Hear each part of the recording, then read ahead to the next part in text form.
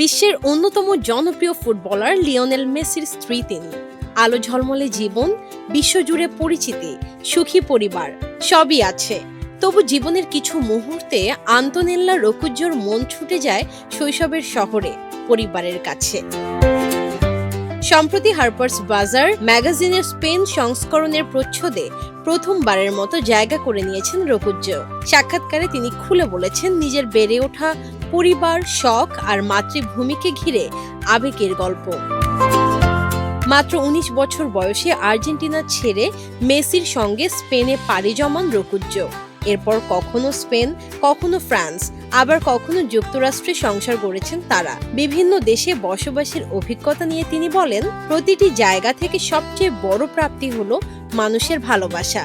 বিশেষ করে মেসির সতীর্থদের পরিবারগুলোর সঙ্গে গড়ে ওঠা সম্পর্ক তার কাছে বিশেষ মূল্যবান।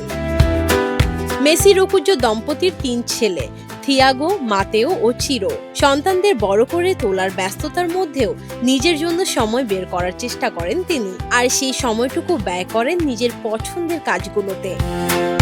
রোকুজ্জোর অন্যতম প্রিয় শখ বই পড়া। সম্প্রতি তিনি পড়ছেন মার্কিন লেখক রেবেকা ইয়ারোসের জনপ্রিয় ট্রিলজি সিরিজ। তবে তার সবচেয়ে প্রিয় বইয়ের তালিকায় এখনো শীর্ষে রয়েছে হ্যারি পটার সিরিজ।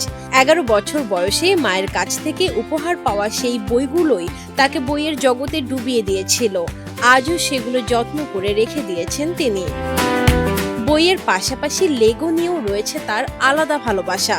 সন্তানদের সঙ্গে খেলতে খেলতে একসময় নিজেই লেগোর বড় ভক্ত হয়ে ওঠেন তিনি।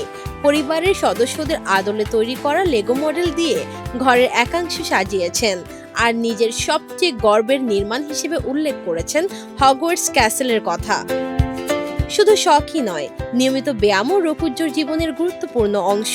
তার ভাষায় ব্যায়াম কেবল শরীরের জন্য নয়, মানসিক সুস্থতারও একটি উপায়। তিনি বলেন, স্ট্রেংথ ট্রেনিং, কার্ডিও, ট্র্যাম্পোলিনে লাফানো সবকিছুই আমি উপভোগ করি। এটা আমার থেরাপির মতো। ব্যায়াম না করলে মনে হয় দিনটাই ঠিক মতো শুরু হয়নি। প্রায় প্রতিদিনই শরীর চর্চা করেন রোকুজ্জো, তবে রোববার মাঝে মাঝে বিশ্রাম নেন। যদিও ছেলেদের কোনো ফুটবল টুর্নামেন্ট থাকলে সেদিনও মাঠে উপস্থিত থাকেন তিনি। বিশ্বসেরা ফুটবলারের স্ত্রী হিসেবে বিশ্বের নানা দেশে বসবাস করলেও নিজের দেশ আর্জেন্টিনার প্রতি টান কখনো কমেনি রোকুজ্জোর। পরিবার, ভাই বোন আর শৈশবের বন্ধুদের কথা এখনো গভীরভাবে মনে পড়ে তার। এই প্রসঙ্গে আবেগঘন স্বীকারোক্তি করেছেন রোকুজ্জো। তিনি বলেন, সবকিছু ঠিকঠাক চললেও বিশেষ বিশেষ মুহূর্তে মনে হয় মায়ের কোলে একটু মাথা রাখি, কিংবা বোনকে জড়িয়ে ধরে বসে থাকি। তখন খুব আফসোস হয়, মনে হয় আমার সবচেয়ে প্রিয় কাছের বন্ধুটি যদি এখানে থাকতো। আলোয় ঘেরা জীবনেও তাই রোকুজ্জোর হৃদয়ে এক কোণে রয়ে গেছে পরিবারের জন্য না বলা এক রাশ টান আর শৈশবের স্মৃতি।